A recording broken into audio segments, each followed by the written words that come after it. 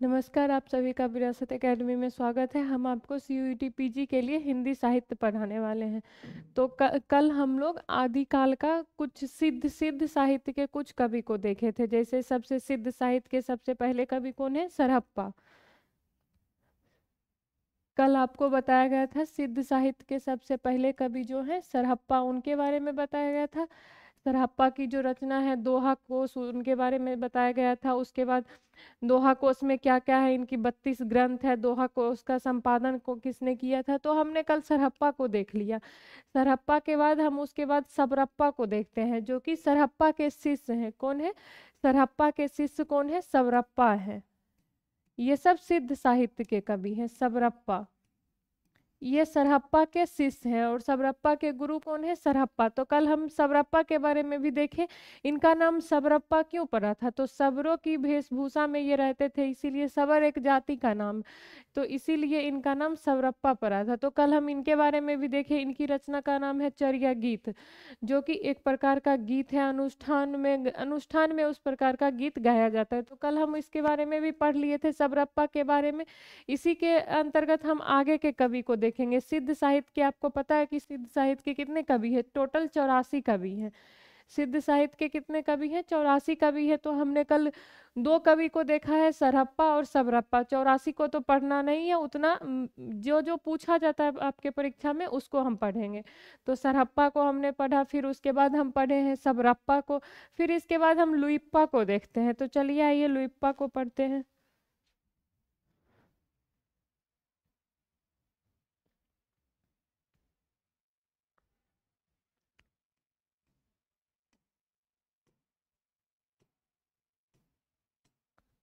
लुइप्पा को देखते हैं। तो लुई सबसे पहले लुइप्पा कौन से कवि हैं? सिद्ध साहित्य के कवि हैं। लुइप्पा कौन है? सिद्ध साहित्य के कवि हैं।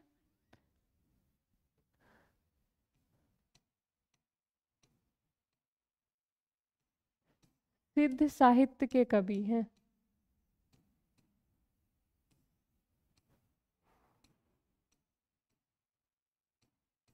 लुइप्पा सिद्ध साहित्य के कवि हैं, और इनके गुरु का क्या नाम है? तो लुइप्पा के इनके जो गुरु हैं वो सबरप्पा हैं। इनके गुरु का नाम क्या है? सबरप्पा। और लुइप्पा का समय कब है?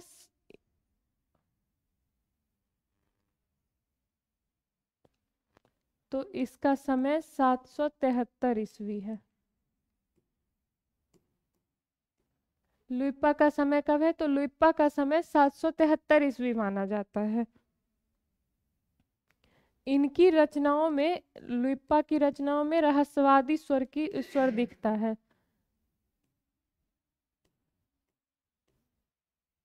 इनकी रचनाओं में, लुइप्पा की रचनाओं में, किनकी रचनाओं में? लुइप्पा की रचनाओं में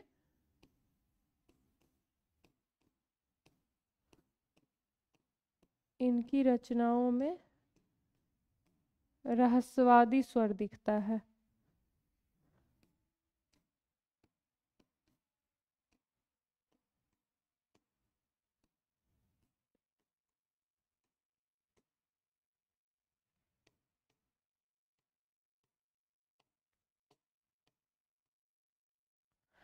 तो सबसे पहले हम जानते हैं लुइप्पा। लुइप्पा कौन थे? तो लुइप्पा सिद्ध साहित्य के कवि थे। लुइप्पा कौन थे? तो लुइप्पा सिद्ध साहित्य के कवि थे। और इनके गुरु का क्या नाम है? तो इनके गुरु का नाम था सबरप्पा। और सबरप्पा के गुरु कौन थे? इनके गुरु थे सरहप्पा। सबरप्पा के गुरु सरहप्पा थे, और इनके लुइप्पा के गुरु सबरप्पा थे। तो आप ऐसे इसका याद रखिएगा। सबसे पहले इधर हम लिख देते हैं सरहप्पा, फिर सबरप्पा,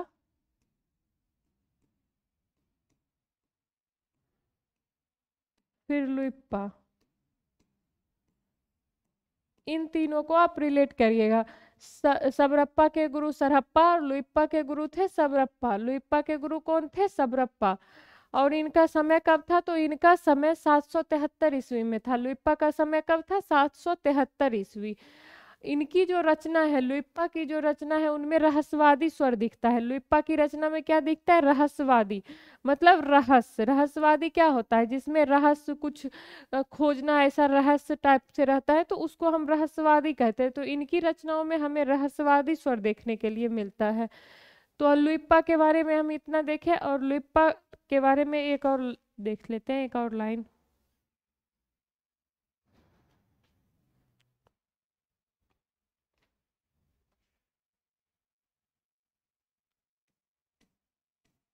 चौरासी सिद्धों में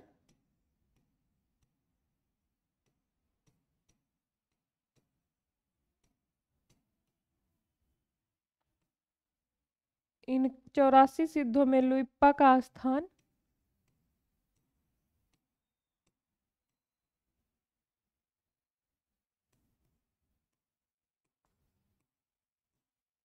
लुइप्पा का स्थान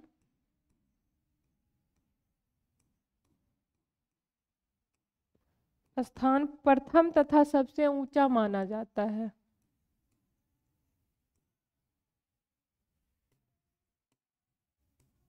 प्रथम तथा सबसे ऊंचा माना जाता है।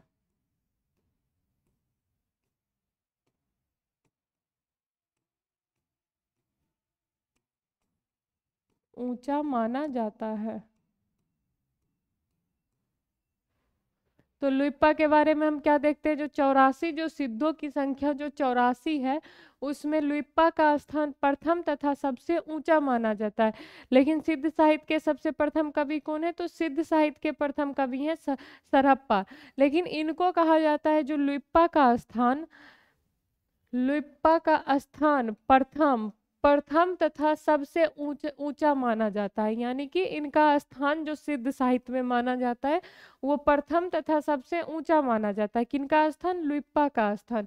और सबसे प्रथम कवि अगर आपसे पूछा जाएगा जो सिद्ध साहित्य के सबसे प्रथम कवि कौन है, तो सिद्ध साहित्य के सबसे प्रथम कवि सरहप्पा है।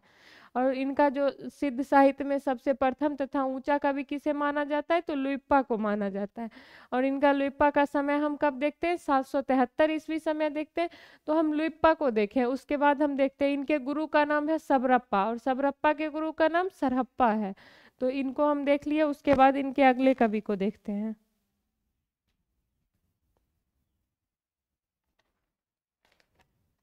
इनके आगे हम कन्हप्पा को देखते हैं। यहीं पर देखते हैं कन्हप्पा को। कन्हप्पा, ये कन्हप्पा कौन थे? तो ये भी सिद्ध साहित्य के कवि थे। कन्हप्पा कौन थे? कन्हप्पा भी सिद्ध साहित्य के कवि थे। कन्हप्पा के बारे में हम क्या देखते हैं? इनका जो समय था, इनका समय था 820 ईस्वी। कन्हप्पा का समय कब था? 820 ईस्वी।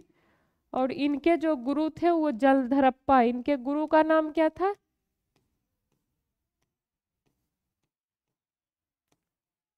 जलधरप्पा। इनके गुरु का नाम जलधरप्पा था। और इनका समय कब था? तो 820 ईस्वी समय था। किनका? कन्हप्पा का। इनके बारे में राहुल सांकृत्यायन जी ने एक कथन कहते हैं, जो कन्हप्पा सिद्ध साहित्य में सिद्ध साहित्य में कन्हप्पा का पांडित्य तथा कवित्व सबसे बेजोर है। तो इसका कथन हम देखते हैं राहुल सांकृत्यायन इनके बारे में क्या कहते हैं। तो आप इनका समय देख लिए। इनका समय था 820 ईस्वी। किनका? कन्हप्पा का। सबसे पहले सरहप्पा का समय देखते हैं, तो सरहप्पा का समय 8वीं सदी में था। उसके बाद लुइप्पा का देखते हैं, फिर सबरप्पा को देखे थे। अब हम कन्हप्पा का समय देखते हैं। कन्हप्पा का 820 ईस्वी, लुइप्पा का 773 ईस्वी में था। अब लुइप्पा के गुरु का नाम जलधरप्पा था। और इनके बारे में जो एक कथन है उसको हम लिख लेते हैं। कथन इम्पोर्टेंट है इनके बारे में। राहुल सांकृत्यायन जी कहते हैं,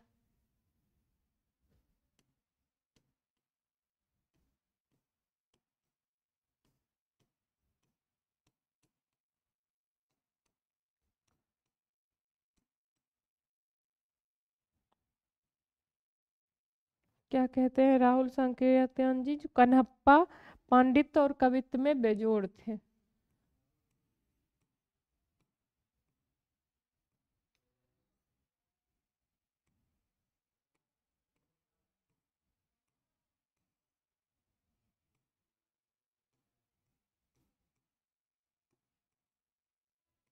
पांडित्य और कवित्व में बेजोड़ थे।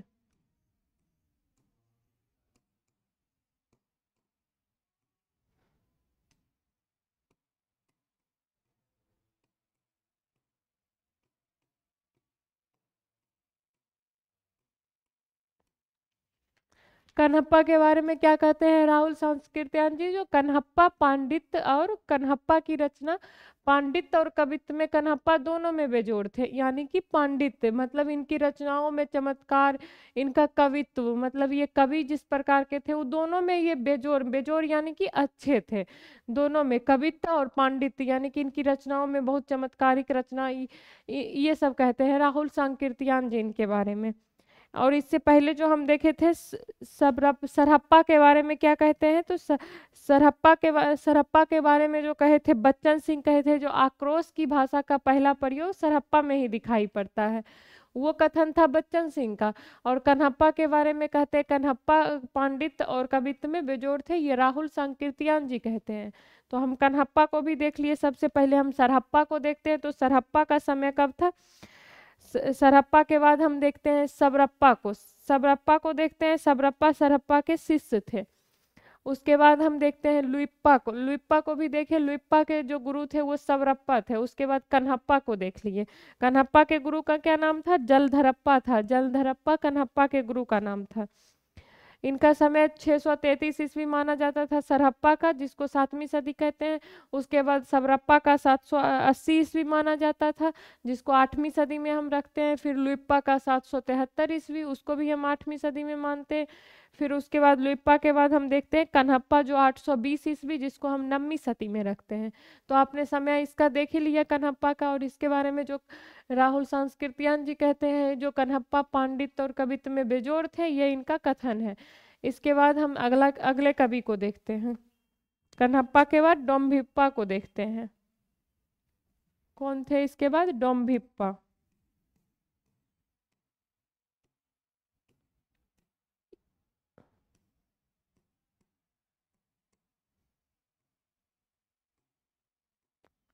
डोम्भिप्पा कौन थे? ये भी सिद्ध साहित्य के कवि थे। और इनका समय कब था? तो इनका समय 820 ईस्वी में था, 840 ईस्वी में। 820 में किसका था? तो 820 में कन्हप्पा का था। इनका समय 840 था, यानी कि 9वीं सदी में 840 ईस्वी में इनका समय था।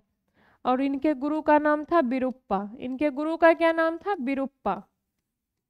किनके गुरु का नाम विरुप्पा था? तो विरुप्पा था डोम्भिप्पा के गुरु का नाम विरुप्पा था। ये विरुप्पा भी सिद्ध साहित्य के ही कवि है। इनका 21 ग्रंथ माना जाता है। इन्होंने 21 ग्रंथ लिखा था। कौन लिखे थे 21 ग्रंथ? तो डोम्भिप्पा लिखे थे। 21 ग्रंथ किसका था? डोम्भिप्पा था। इसमें इनकी 2-3 जो ग्रंथ प्रसिद्ध है उसके नाम हम देख लेते हैं। गीतिका,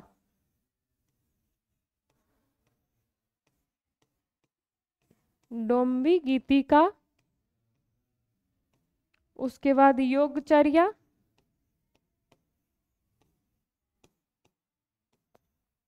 फिर तीसरा हम देखते हैं एक अक्षर।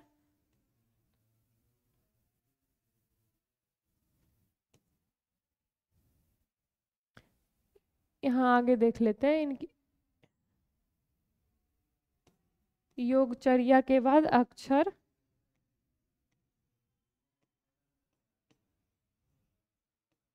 दिकोपदेश,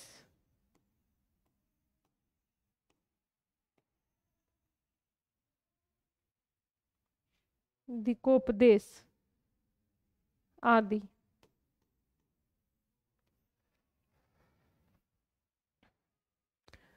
तो हम देखते हैं डोम्भिप्पा के बारे में। डोम्भिप्पा के बारे में क्या देखते हैं? तो डोम्भिप्पा का जो समय था, ये समय था इनका 840 ईस्वी, यानी कि 9वीं सदी में।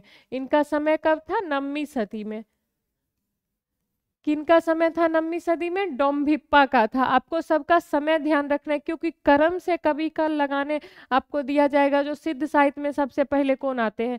तो आपको पता है जो सिद्ध साहित्य में सबसे पहले कौन आए थे? सरहप्पा आए थे, जिनका समय 633 ईस्वी माना जाता है।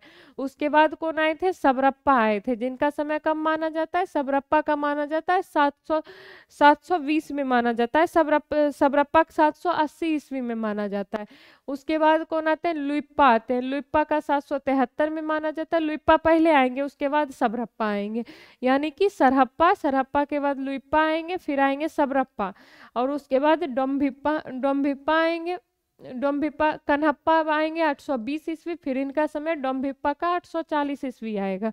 और इनके गुरु का क्या नाम था? तो इनके गुरु का नाम विरूप्पा था। ये भी सिद्ध साहित्य के कवि है। विरूप्पा जो है वो भी सिद्ध साहित्य के कवि हैं। ये डोम्भिप्पा के गुरु थे। किनके गुरु थे? डोम्भिप्पा के गुरु। इनके कितने ग्रंथ बताए गए? तो इनके 21 ग्रंथ लिखे लिखे थे। डोम्भिप्पा जो थे वो 21 ग्रंथ लिखे थे। कितने ग्रंथ लिखते हैं? 21 ग्रंथ लिखते हैं। उनमें जो इम्पोर्टेंट इसका प्रसिद्ध है वो है डोम्बी गीतिका, डोम्बी गीतिका, योगचर्या, डोम्बी गीतिका, योगचर्या। उसके बाद अक्षर द्विकोपदेश, अक्षर द्विकोपदेश, ये 3 रचना इनकी प्रसिद्ध है। किनकी? डोम्भिप्पा की ये 3 रचना प्रसिद्ध है। तो हम देखते हैं जो इनका जो 21 ग्रंथ था उसमें डोम्बी गीतिका, योगचर्या, योगचर्या ये बहुत महत्वपूर्ण है। इसका नाम आपको याद रखना है। ये पूछ दिया जाता है जो योगचर्या किसकी रचना है। तो आपको पता है जो योगचर्या किसकी रचना है? डोम्भिप्पा की रचना है। उसके बाद अक्षर द्विकोपदेश, डोम्बी गीतिका। डोम्बी गीतिका तो नाम से पता चलता है जो ये डोम्भिप्पा की रचना होगी। लेकिन योगचर्या जिसमें योग के बारे में बताया गया, योगचर्या में किसके बारे में बताया गया? योग के बारे में। फिर अक्षर द्विकोपदेश, ये सब इनके ग्रंथ का नाम है। तो हम सिद्ध साहित्य के इतने कवि को देखे हैं, तो एक बार इनके बारे में फिर से देख लेते हैं।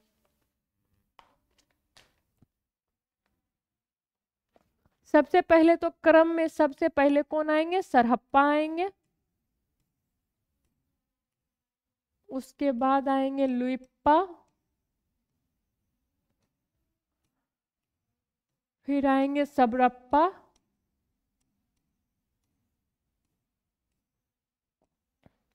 सबरप्पा के बाद कन्हप्पा,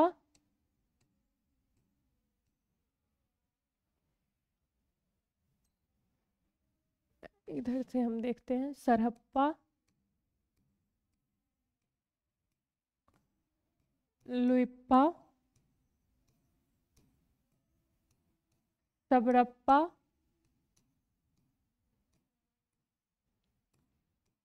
कन्हप्पा, डोम्भिप्पा।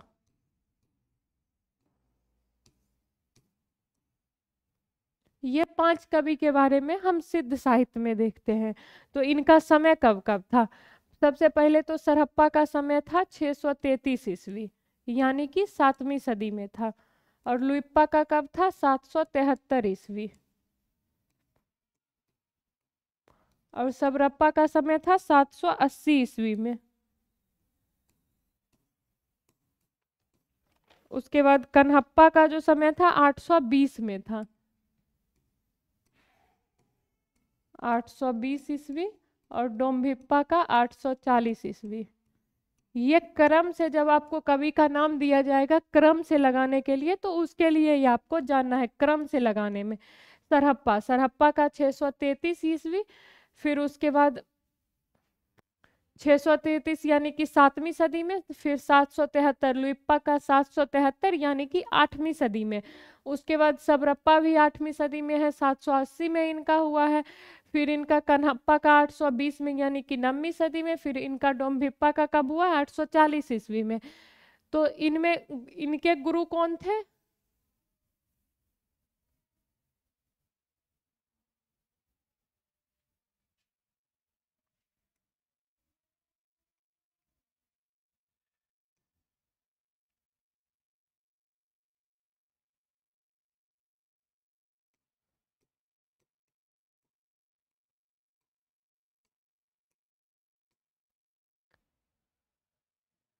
सबरप्पा के गुरु का नाम था, सबरप्पा के गुरु का नाम सरहप्पा था। गुरु, सबरप्पा के गुरु कौन थे? सबरप्पा के गुरु सरहप्पा थे। और लुइप्पा के गुरु कौन थे? तो इनके गुरु थे सबरप्पा। लुइप्पा के गुरु थे सबरप्पा। लुइप्पा के गुरु कौन थे? तो लुइप्पा के गुरु सबरप्पा थे। लुइप्पा के गुरु सबरप्पा थे और सबरप्पा के गुरु थे वो सरहप्पा थे। ये इनके गुरु थे। इनका समय आपको पता होना चाहिए ताकि आपको क्रम से जब कवि का नाम पूछे, क्रम से सिद्ध साहित्य के जो कवि का क्रम दे दे तो उसमें आपको समझ में आएगा जो कौन कवि पहले आए थे। तो 633 में सरहप्पा आए थे। सरहप्पा के बाद 773 ईस्वी में लुइप्पा आए थे। लुइप्पा के बाद सबरप्पा आए थे 780 ईस्वी में। फिर कन्हप्पा 820 ईस्वी में आए। फिर डोम्भिप्पा आए। डोम्भिप्पा का जो आपको रचना का नाम बताया गया था, कौन कौन रचना? योगचर्या इनका है, अक्षर द्विकोपदेश, डोम्भी गीतिका, और इसका सरहप्पा का दोहा कोश। सरहप्पा का कौन सा है? दोहा कोश, जो कि प्रसिद्ध रचना है। दोहा कोश इनकी दोहा कोश प्रसिद्ध रचना है। उसके बाद सबरप्पा का था चर्या गीत। चर्या गीत जो कि एक प्रकार का गीत है, ये भी इनकी प्रसिद्ध रचना चर्या गीत। फिर कन्हप्पा का डोम्भिप्पा का था योगचर्या, डोम्भी गीतिका, ये सब आपको अभी बताया गया। तो ये क्रम से आपको ध्यान रखना है सिद्ध साहित्य के कवि। बाकी सिद्ध साहित्य में तो 84 कवि, हम 84 को तो पढ़ेंगे नहीं, बस नाम ध्यान में रखेंगे। महत्वपूर्ण उसमें कवि यही सब है जिनके बारे में आपसे पूछा जाएगा। तो हमने सिद्ध साहित्य के बारे में इतना देख लिया। अब इसके बाद हम किसको पढ़ेंगे? सिद्ध। सिद्ध के बाद कौन आएंगे? नाथ। नाथ आएंगे। तो हम नाथ साहित्य के बारे में पढ़ेंगे।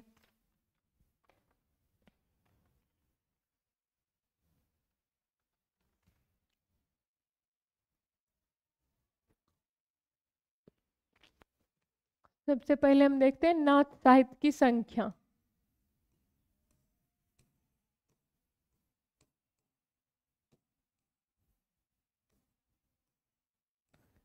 नाथ साहित्य की कितनी संख्या? तो नाथ साहित्य की संख्या 9 है। आपको बताए थे पिछली क्लास में जो नाथ साहित्य की संख्या 9 है और सिद्धों की संख्या 84 है।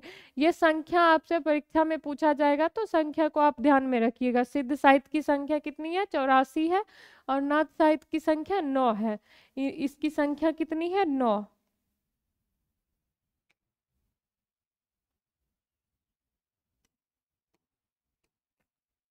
संख्या कितनी है? 9 है। अब 9 का हम नाम देखते हैं। इनकी जो संख्या है 9, उसमें कौन कौन से कवि हैं, क्योंकि इसकी संख्या कम है तो इसका नाम हम देख लेंगे। 9 इसको दो भागों में दो दो लेखक इसका विभाजन करते हैं। सबसे पहले हम देखते हैं गोरक्ष सिद्धांत संग्रह। एक गोरक्ष सिद्धांत संग्रह उसके अनुसार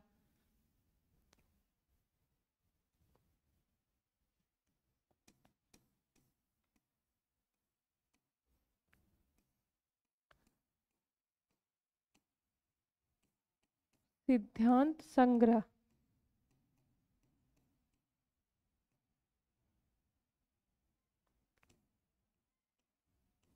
संग्रह में 9 माने हैं। कितने नाथों की संख्या? 9 माने, 9 प्रवर्तक।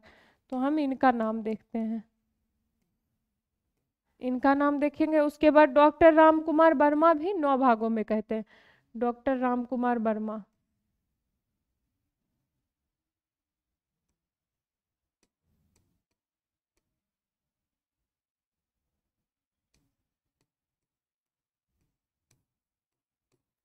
डॉक्टर राम कुमार वर्मा। डॉक्टर राम कुमार वर्मा कौन थे? तो ये इतिहास जो लिखे थे, हिंदी साहित्य का आलोचनात्मक इतिहास, कौन लिखे थे? डॉक्टर राम कुमार वर्मा लिखे थे। तो इनके अनुसार अब देखते हैं ये कौन कौन से नाम है इनके अनुसार। इनकी संख्या है 9। इन्हीं 9 संख्या को हम देखते हैं। गोरक्ष सिद्धांत संग्रह में सबसे पहले देखते हैं। तो पहला इसमें से कौन है? नागार्जुन।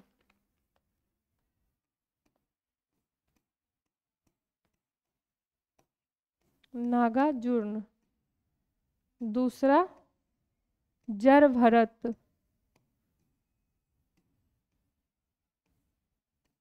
और तीसरा हरिश्चंद्र।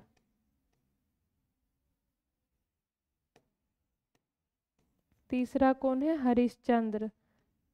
चौथा सत्यनाथ।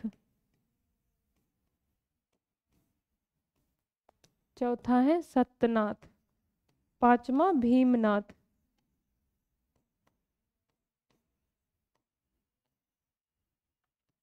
छठा गोरक्षनाथ, जिनका नाम कहीं कहीं आपको गोरखनाथ में मिलेगा, गोरक्षनाथ।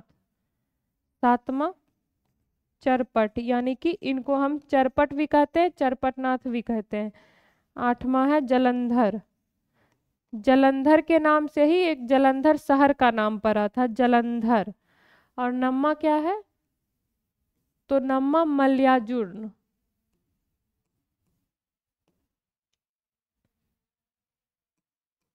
मल्ल्याजुर्न।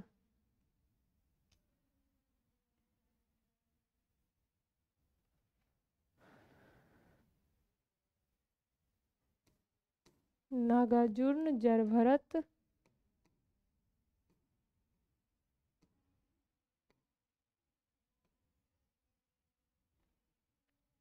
ये किस में था, तो गोरच सिद्धांत संग्रह में ये नाम आया था, गोरच सिद्धांत संग्रह।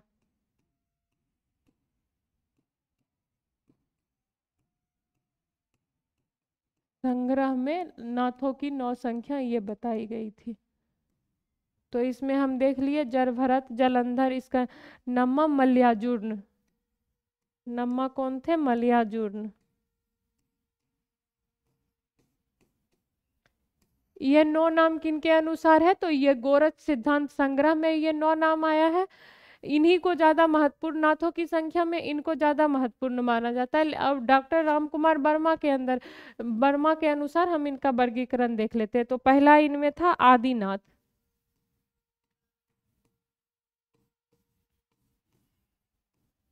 पहला हम देखते हैं आदिनाथ। दूसरा मत्स्येंद्रनाथ, ये कौन थे, ये गोरखनाथ के गुरु थे, मत्स्येंद्रनाथ, मत्स्येंद्रनाथ। इसको मच्छंदरनाथ भी कहते हैं, मत्स्येंद्रनाथ को।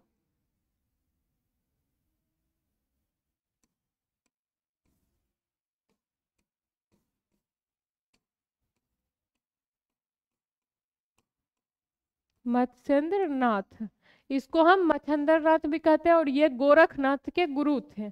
उसके बाद तीसरा गोरखनाथ,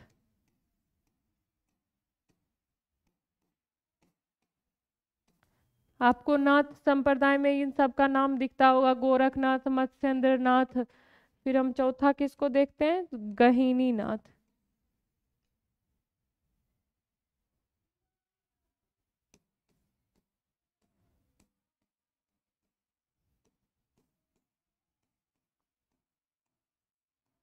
गहिनी नाथ। फिर पांचवा चरपटनाथ, चरपटनाथ, जिनको हम चरकानंद नाथ भी कहते हैं, चरकानंद कहते हैं, चरकानंद। छठा चौरंगी नाथ,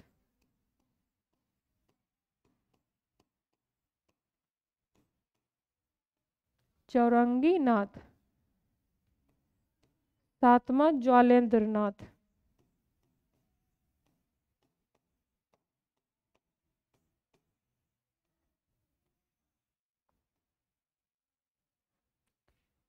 आठवां कौन से थे, भृतनाथ, भृतनाथ।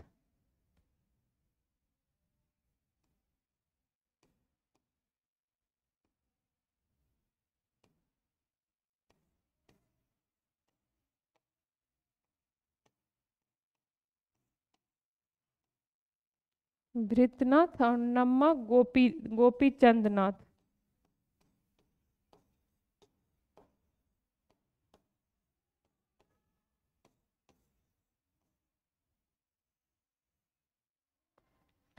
तो हम नाथों की संख्या देख लिए हैं। अब इनका नाम हम अच्छे से देख लेते हैं, इनका जो जो नाम याद करना है।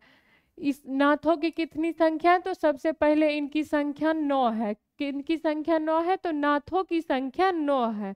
और इन 9 संख्या का जो वर्गीकरण करते हैं, तो सबसे पहले गोरख सिद्धांत संग्रह, ये गोरखनाथ का ही एक संग्रह है, ग्रंथ आप मानिए, गोरख सिद्धांत संग्रह, जिसमें इस कितने माने हैं, ये 9 भागों में ये वर्गीकरण किए हैं। तो पहला नागार्जुन आ जाता है, नागार्जुन, पहला नागार्जुन। उसके बाद दूसरा हम देखते हैं जरभरत, दूसरा कौन थे? जरभरत थे। तीसरा हरिश्चंद्र, उसके बाद सत्यनाथ, हरिश्चंद्र, चौथा थे सत्यनाथ। फिर पांचवा भीमनाथ, गोरखनाथ, गोरखनाथ, कौन थे? गोरखनाथ। फिर चरपट यानी कि चरपटनाथ, चरपट के बाद हम जलंधर जलंधर देखते हैं, चरपट जलंधर।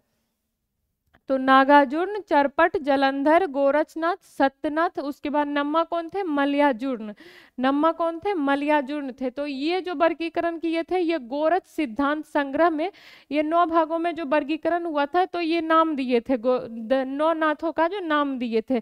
तो सबसे पहले इसमें नागार्जुन, नागार्जुन के बाद जरभरत, फिर हरिश्चंद्र, सत्यनाथ, भीमनाथ, गोरखनाथ, चरपट यानी कि चरकानंद या चरपटनाथ कह सकते हैं आप। फिर जलंधर, जलंधर के नाम से ही जलंधर शहर का नाम पड़ा था उस समय।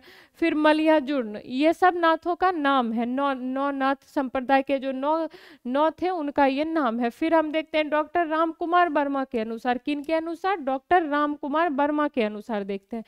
तो डॉक्टर राम कुमार वर्मा के अनुसार पहला कौन थे? तो पहला थे आदिनाथ, कौन थे? आदिनाथ। फिर मत्स्येंद्रनाथ, मत्स्येंद्रनाथ कौन थे? तो मत्स्येंद्रनाथ जो थे वो गोरखनाथ के गुरु थे, मत्स्येंद्रनाथ। उसके बाद तीसरा थे गोरखनाथ, गहिनीनाथ, चौथा गहिनीनाथ, चरपटनाथ, चौरंगीनाथ, उसके बाद ज्वालेंद्रनाथ, फिर वृतनाथ, गोपी चंदनाथ।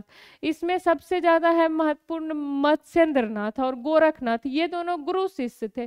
गोरखनाथ और मत्स्येंद्रनाथ जो थे ये दोनों गुरु शिष्य थे। उसके बाद चरपटनाथ, चरपटनाथ आपको उधर भी देखे होंगे, जो गोरख सिद्धांत संग्रह में भी चरपटनाथ का नाम आता है, फिर इसमें भी आता है डॉक्टर राम कुमार वर्मा के अनुसार भी। तो ये नाथों की संख्या है और इस संख्या को 2 लेखकों ने वर्गीकरण किया है। सबसे पहले तो इनका वर्गीकरण गोरख सिद्धांत संग्रह में होता है, उसके बाद दूसरा डॉक्टर राम कुमार वर्मा करते हैं। इसमें से ज्यादातर आपको इधर का डॉक्टर राम कुमार वर्मा का नाम मिलेगा इतिहास में देखने के लिए, जो आदिनाथ, मत्स्येंद्रनाथ, गोरखनाथ, फिर गहिनीनाथ, चरपटनाथ, चौरंगीनाथ, ज्वालेंद्रनाथ, वृतनाथ, गोपीचंद्रनाथ। इसमें 4 ऐसे हैं जिनका नाम जिसमें सिद्ध और नाथ दोनों में आते हैं, लेकिन रामचंद्र शुक्ल के इतिहास में वैसे 3 को मानते हैं। उसमें आ जाते हैं नागार्जुन, आ जाते हैं चरपटनाथ, आ जाते हैं।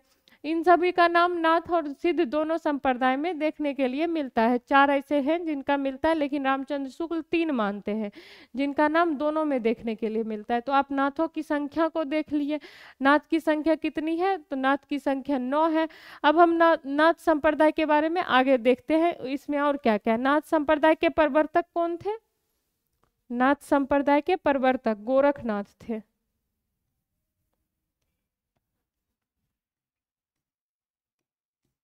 नाथ संप्रदाय के प्रवर्तक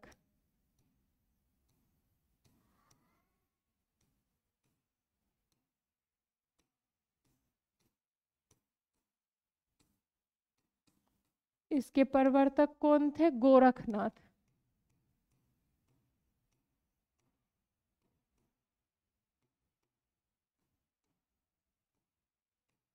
नाथ संप्रदाय के जो प्रवर्तक थे ये गोरखनाथ थे, और इनका जो क्षेत्र था ये भारत का पूर्वी भाग था। नाथ संप्रदाय का क्षेत्र कहाँ था? तो भारत का पूर्वी भाग। और भारत के पश्चिमी भाग में जो था वो था सिद्ध संप्रदाय का क्षेत्र था। सिद्ध संप्रदाय का क्षेत्र किधर था? तो भारत का पश्चिमी भागों में था। और पूर्वी भागों में कौन था? तो पूर्वी भागों में नाथ संप्रदाय का क्षेत्र था। इसके प्रवर्तक का क्या नाम है? तो गोरखनाथ। नाथ संप्रदाय के प्रवर्तक कौन थे? गोरखनाथ थे। उसके बाद हम देखते हैं नाथ संप्रदाय का आरंभ भी इन्हीं से होता है, गोरखनाथ से। इन्हें हम आरंभकर्ता भी कह सकते हैं। किसके आरंभकर्ता? नाथ संप्रदाय के आरंभकर्ता। गोरखनाथ के बारे में आपसे पूछा जाएगा तो गोरखनाथ नाथ संप्रदाय के आरंभकर्ता थे, यानी इन्हीं से जो आरंभ हुआ नाथ संप्रदाय का। शुरू किससे हुआ? आरंभ यानी कि शुरू किससे होता है? तो शुरू गोरखनाथ से होता है। और नाथ संप्रदाय के जो प्रवर्तक थे वो भी गोरखनाथ थे। तो ये नाम आपको याद रखना है, ये नाम महत्वपूर्ण है, आपको याद रखना है। गोरखनाथ जो थे वो नाथ संप्रदाय के प्रवर्तक थे। और इनके गुरु का क्या नाम था? तो आपको बताए थे जो इनके गुरु का नाम मत्स्येंद्रनाथ था। इनके गुरु कौन थे? मत्स्येंद्रनाथ।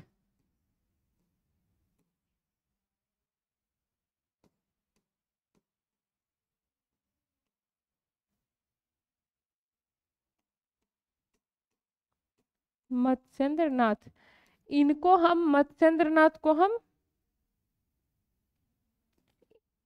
हम मीननाथ या मच्छंदरनाथ भी कहते हैं। मीननाथ,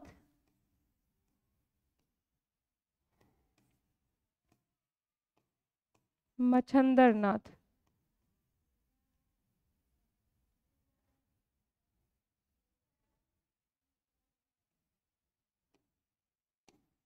मीननाथ,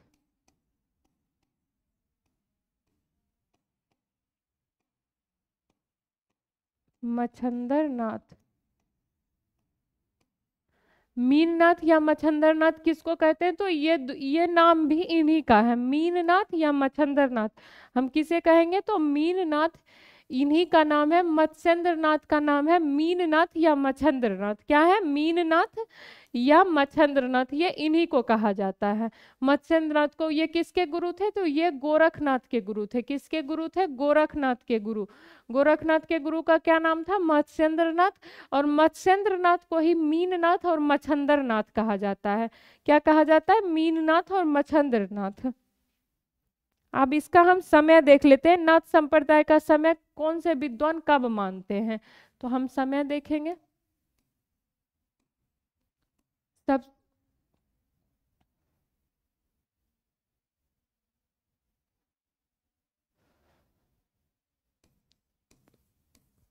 किसका समय? नाथ संप्रदाय का समय। तो सबसे पहले राहुल सांकृत्यायन जी क्या मानते हैं?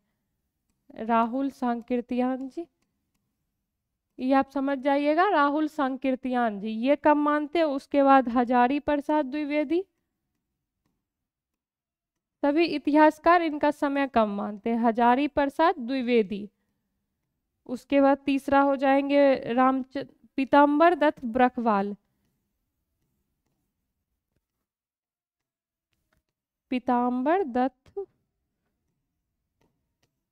बरखवाल।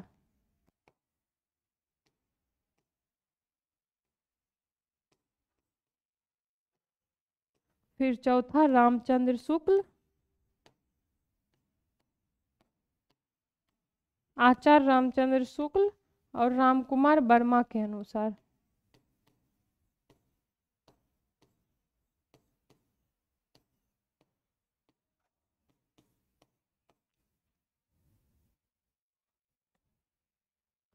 ये समय कब मानते हैं? किसका समय? नाथ संप्रदाय का समय। नाथ संप्रदाय का समय सबसे पहले राहुल सांकृत्यायन। तो राहुल सांकृत्यायन 845 ईस्वी मानते हैं। कब मानते हैं? 845 ईस्वी। ये कौन मानते हैं 845 ईस्वी? तो ये राहुल सांकृत्यायन मानते हैं। इनके राहुल सांकृत्यायन आपको इतिहास में बताया गया था, इनका नाम राहुल सांकृत्यायन। फिर आचार्य हजारी प्रसाद द्विवेदी, ये 9वीं सदी मानते हैं। 9वीं सदी में, 9वीं सदी में मानते हैं। और पीताम्बर दत्त बरखवाल 11वीं सदी मानते हैं। और रामचंद्र शुक्ल और रामकुमार वर्मा 13वीं सदी। तो ज़्यादा आपको 13वीं सदी देखने के लिए मिलेगा हर जगह, क्योंकि आचार्य रामचंद्र शुक्ल कब मानते हैं? तो 13वीं सदी में मानते हैं। तो हम इसका समय देख लेते हैं, नाथ संप्रदाय का समय देखते हैं। प्रवर्तक, सबसे पहले हम नाथ संप्रदाय का प्रवर्तक देखें। प्रवर्तक कौन थे नाथ संप्रदाय? तो गोरखनाथ। या फिर नाथ संप्रदाय का आरंभकर्ता आपसे पूछा जाएगा, यानी कि शुरू किसने किया, तो वो भी गोरखनाथ आएंगे। और गोरखनाथ के गुरु का क्या नाम था? तो गोरखनाथ के गुरु का जो नाम था ये मत्स्येंद्रनाथ था। मत्स्येंद्रनाथ को ही मीननाथ और मच्छंदरनाथ कहा जाता है। क्या कहा जाता है? मीननाथ और मच्छंदरनाथ।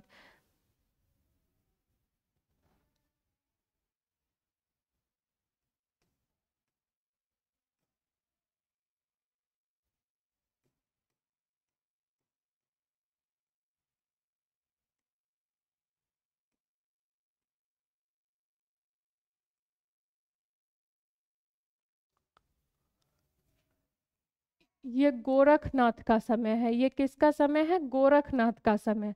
गोरखनाथ का समय कब माना जाता है? तो सबसे पहले गोरखनाथ जो थे ये नाथ संप्रदाय के आरंभकर्ता थे। गोरखनाथ कौन थे? नाथ संप्रदाय के आरंभकर्ता, यानी कि नाथ संप्रदाय के प्रवर्तक। नाथ संप्रदाय के प्रवर्तक कौन थे? तो गोरखनाथ थे। कौन थे नाथ संप्रदाय के प्रवर्तक? गोरखनाथ।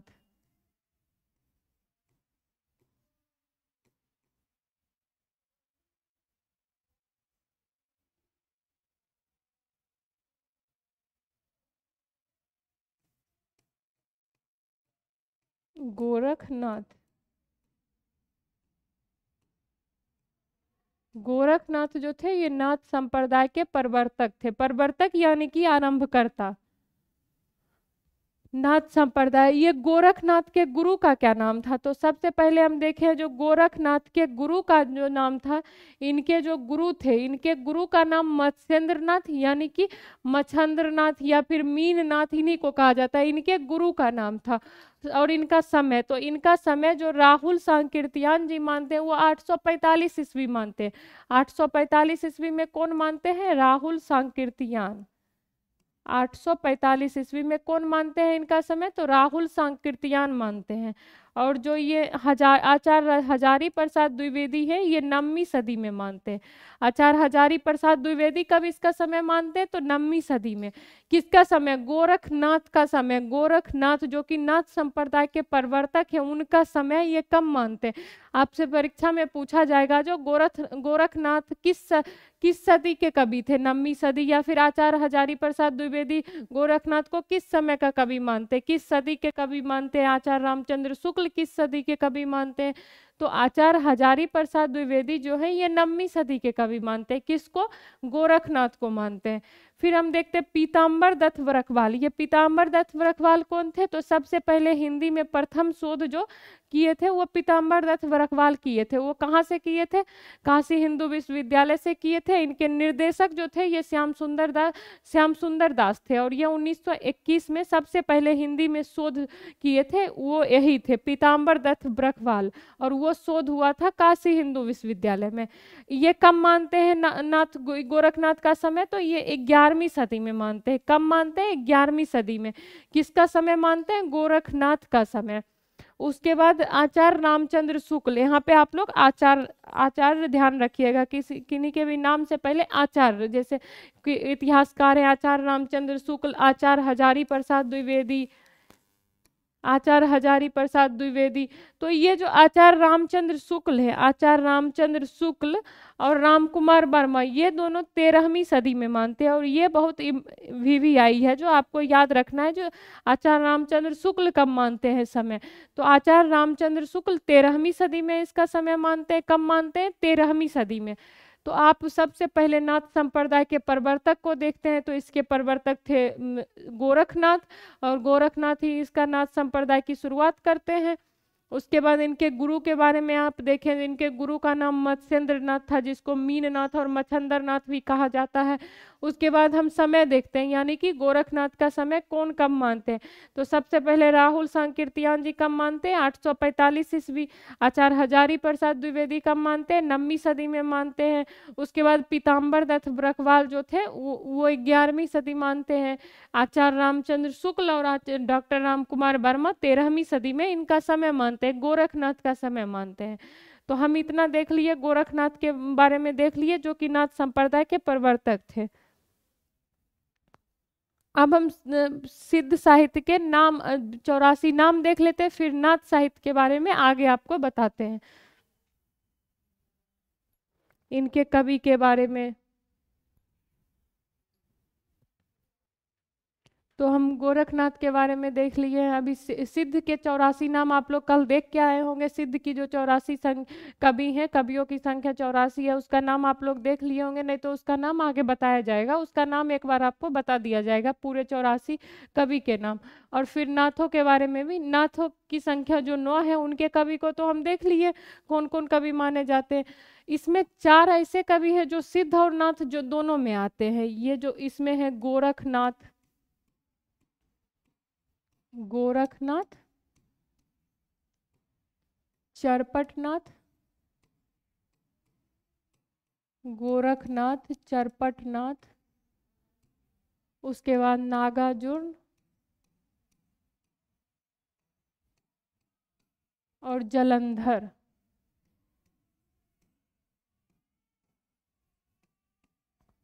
जलंधर, ये जो कवि हैं ये सिद्ध और नाथ दोनों में माने जाते हैं। ये जो कवि हैं ये सिद्ध और नाथ दोनों में माने जाते हैं। कॉमन कवि है, सिद्ध और नाथ दोनों में। सिद्ध और नाथ दोनों में कॉमन कवि कौन है? तो ये गोरखनाथ, चरपटनाथ, नागार्जुन और जलंधर। इसमें जो आचार्य रामचंद्र शुक्ल है वो इनको नहीं मानते हैं। कौन? आचार्य रामचंद्र शुक्ल, वो इन्हीं को मानते हैं। चरपटनाथ, नागार्जुन और जलंधर को ही वो मानते हैं, गोरखनाथ को वो नहीं मानते हैं। सिद्ध और नाथ में ये कौन नहीं मानते हैं इनको? तो आचार्य रामचंद्र शुक्ल इनको नहीं मानते, गोरखनाथ को। आचार्य रामचंद्र शुक्ल वो गोरखनाथ को नहीं मानते। इसमें आपको कहीं कहीं एक मत्स्येंद्र नाथ भी देखने के लिए मिलेगा, जो कि इनके गुरु का नाम था मत्स्येंद्र नाथ। मच्छंदर नाथ भी जिन्हें हम कहते हैं, ये गोरखनाथ के गुरु का नाम था। तो कहीं कहीं आपको ये पांचों नाम दिखेगा, कहीं कहीं आपको चार नाम दिखेगा। तो लेकिन आचार्य रामचंद्र शुक्ल जो थे ये गोरखनाथ को नहीं मानते। किनको नहीं मानते? ये गोरखनाथ को नहीं मानते। बस चरपटनाथ, नागार्जुन, जलंधर इन्हीं को वो मानते हैं, सिद्ध और नाथ दोनों में। आपको पता है ये सिद्ध और नाथ दोनों में है। ये जो चार कवि हैं ये सिद्ध और नाथ दोनों में है। तो इनका नाम आपको ध्यान में रखना है। ये कौन कौन है? गोरखनाथ, चरपटनाथ, नागार्जुन, जलंधर, और कहीं कहीं आपको किसी किसी पुस्तक में आपको मत्स्येंद्र नाथ भी मिलेगा देखने, कहीं कहीं मिलेगा। लेकिन ऑप्शन पे आप देखिएगा, जो ऑप्शन में कौन कौन कवि का नाम आपको कॉमन मिल रहा है, अधिकतर जगह आपको यही चारों मिलेगा, गोरखनाथ, चरपटनाथ, नागार्जुन और जालंधर। और आचार्य रामचंद्र शुक्ल के अनुसार जब दिया जाएगा तो उन्होंने गोरखनाथ को नहीं मानते। वो गोरखनाथ को नाथ संप्रदाय में ही मानते, सिद्ध में नहीं मानते। तो हम ये नाम देख लिए, अब हम नाथ संप्रदाय के बारे में कुछ और आगे देख लेते हैं।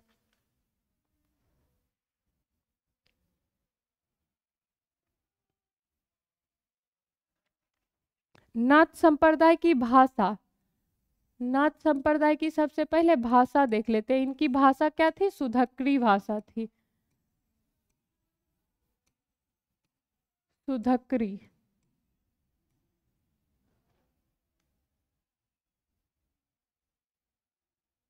इनकी भाषा जो थी वो सुधक्री थी। अब ये सुधक्री भाषा क्या होती है? तो इसमें सुधक्री भाषा भाषा जो होती है खरी बोली मिली हुई राजस्थानी भाषा। इसमें जो है खरी बोली मिली राजस्थानी भाषा,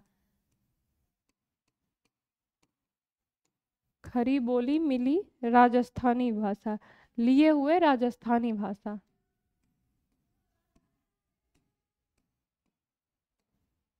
लिए हुए राजस्थानी भाषा।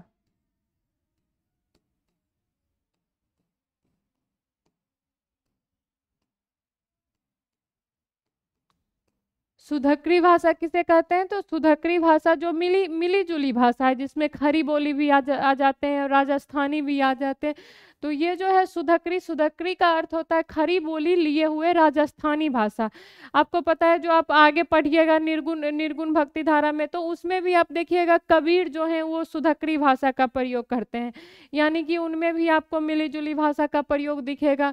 आप कबीर को पढ़ते होंगे तो उनमें आपको हर भाषा दिखता होगा, खरी बोली दिखता होगा, फिर राजस्थानी भाषा का भी प्रयोग उनमें दिखता होगा। तो उसी को हम सुधक्री भाषा कहते हैं। नाथ संप्रदाय की जो भाषा थी वो सुधक्री ही थी। और नाथ संप्रदाय को आपको बताया गया जो पूर्वी भाग, उनका क्षेत्र कहाँ था? पूर्वी भाग में था। तो हम इसकी भाषा को भी देख लिए। नाथ संप्रदाय के भाषा कौन भाषा है? सुधक्री। और ये भाषा खरी बोली लिए हुए राजस्थानी, सुधक्री का अर्थ है खरी बोली लिए हुए राजस्थानी भाषा, सुधक्री को ही हम कहते हैं।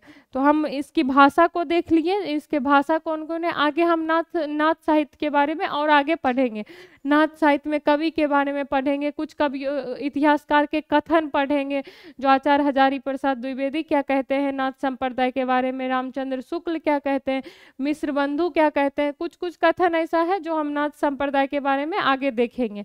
तो अभी इतना ही हम नाथ संप्रदाय के बारे में इतना ही पढ़ेंगे, बाकी आगे अगली क्लास में हम आगे और उससे अभी जो आपको नाथों की संख्या 9 बताया गया, तो उसमें उसमें जो आदिनाथ है, नागार्जुन है, उन्हें क्या क्या कहा गया है नाथ संप्रदाय में, इस सब को भी हम अगली क्लास में देखेंगे। तो अभी तक हमने क्या पढ़ा है आदिकाल में? सबसे पहले आदिकाल में हम अपभ्रंश के कवि को पढ़े हैं, अपभ्रंश के कवि जो उसमें स्वयंभू पुष्पदंत, इन सभी को पढ़े हैं। उसके बाद हम अपभ्रंश के बाद सिद्ध साहित्य पे आते हैं। आपको पता है जो आचार्य रामचंद्र शुक्ल का जो पहला प्रकरण आप देखिएगा, तो पहला जो उनका प्रकरण है, उसके बाद पहला आपको मिलेगा इंट्रो वाला, उसके बाद दूसरा जो देखिएगा वो उनका अपभ्रंश काव्य है प्रकरण में। तीसरा में आपको सिद्ध और नाथ साहित्य हम पढ़ाएंगे। तो सिद्ध साहित्य में आपको क्या क्या पढ़ाएं? 84 संख्या, 84 में कुछ कवियों को आप देखते हैं, जैसे सरहप्पा के बारे में हम देखें, सबरप्पा को, लुइप्पा को देखें, फिर डोम्भिप्पा, कन्हप्पा, ये सब सिद्ध साहित्य के प्रसिद्ध कवि हैं जिनके बारे में हम जाने हैं।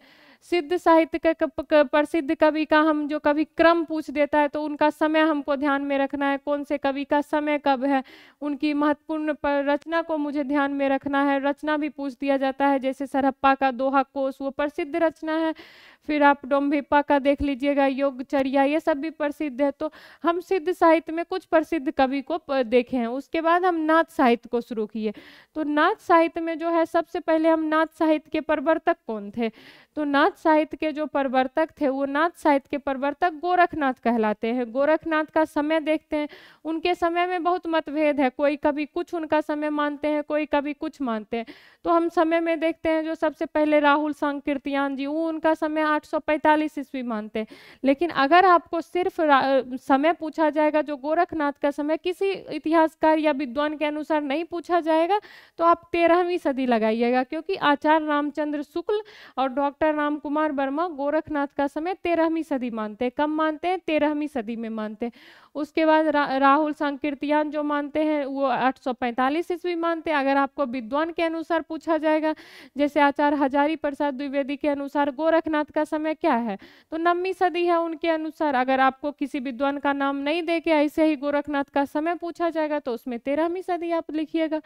तो उसके बाद हम गोरखनाथ के बारे में इतना जान गए। उनके गुरु का नाम क्या था? तो मत्स्येंद्र नाथ था उनके गुरु का नाम, जिसे कहीं कहीं मच्छंदर नाथ कहा जाता है, कहीं कहीं मीन नाथ भी कहा जाता है। उसके बाद हम उनकी भाषा को देखें, तो भाषा क्या थी उनकी? भाषा जो नाथ संप्रदाय की भाषा है, वो सुधकरी भाषा है। कौन सी भाषा है? सुधकरी। और सुधकरी क्या होती है? जिसमें खड़ी बोली के साथ साथ राजस्थानी भाषा का भी मिलाप होता है, उसी को हम सुधकरी भाषा कहते हैं। तो हम इसकी भाषा को भी देखें, जो नाथ संप्रदाय में किस भाषा का प्रयोग होता है। और नाथ संप्रदाय का क्षेत्र जो है वो पूर्वी भाग है, और सिद्ध सिद्ध का नाथ संप्रदाय का पश्चिमी भाग है, सिद्ध का पूर्वी भाग में है। तो हम इसके बाद आगे इसमें देखें, जो 4 कवि जो सिद्ध और नाथ दोनों में है, उसमें चरपट नाथ हो जाएंगे। गोरखनाथ को आचार्य रामचंद्र शुक्ल नहीं मानते हैं, लेकिन पुस्तक में आपको कहीं कहीं गोरखनाथ में मिलेगा। तो गोरखनाथ, मत्स्येंद्र नाथ, चरपट नाथ, उसके बाद जलंधर, जो कि कॉमन कवि है, सिद्ध और नाथ दोनों में। तो अभी हम नाथ संप्रदाय के बारे में इतना देखें। अब आगे नाथ संप्रदाय के बारे में आगे कल अगली क्लास में हम आगे देखेंगे, नाथ संप्रदाय के बारे में, उनके कवियों के बारे में देखेंगे। तो आज के लिए इतना ही। आज आप लोग इतना पढ़कर आइएगा। रामचंद्र शुक्ल जी के इतिहास से आप जितना भी पढ़ाया जाता है क्लास में, आप एक बार उनका प्रकरण जरूर पढ़िएगा, क्योंकि छोटे छोटे प्रकरण हैं आदिकाल में, आप उसको आसानी से 1 से 1.5 घंटा में पढ़ लीजिएगा बैठ के। तो आप उसको पढ़िए, साथ साथ अगर आप पढ़िएगा तो आपको ये फैक्ट समझ में आएगा। और फैक्ट अगर आप समझ लीजिएगा तो आपको रटने की कोई आवश्यकता नहीं है। रटने से हम क्या है, कुछ दिन में तो हम उसे भूल जाएंगे, लेकिन अगर हम इसको देखने के साथ इतिहास में भी समझते रहेंगे और पढ़ते रहेंगे इतिहास को भी, तो हम ज़्यादा अच्छे से किसी भी चीज़ को ज़्यादा दिन तक याद रख सकते हैं। तो आप इसको पढ़िएगा, आपको ज़्यादा समझ में आएगा। अगर साथ साथ आप इतिहास में पढ़ते हैं, हिंदी साहित्य का इतिहास आचार्य रामचंद्र शुक्ल वाली, तो आपको ज़्यादा समझ में ऐसे फैक्ट आएगा। ऐसे तो आप देखते आ रहे हैं, बस फैक्ट आपको उतने समझ में भी नहीं आता होगा जितना हम बता रहे हैं, उतना ही। अगर आप कवि के बारे में ज़्यादा जानना चाहते हैं तो आप इतिहास को जरूर पढ़िए, आपको ज़्यादा आदिकाल के बारे में समझ में आएगा। तो धन्यवाद, आज के लिए इतना ही। कल अगली क्लास में मिलते हैं।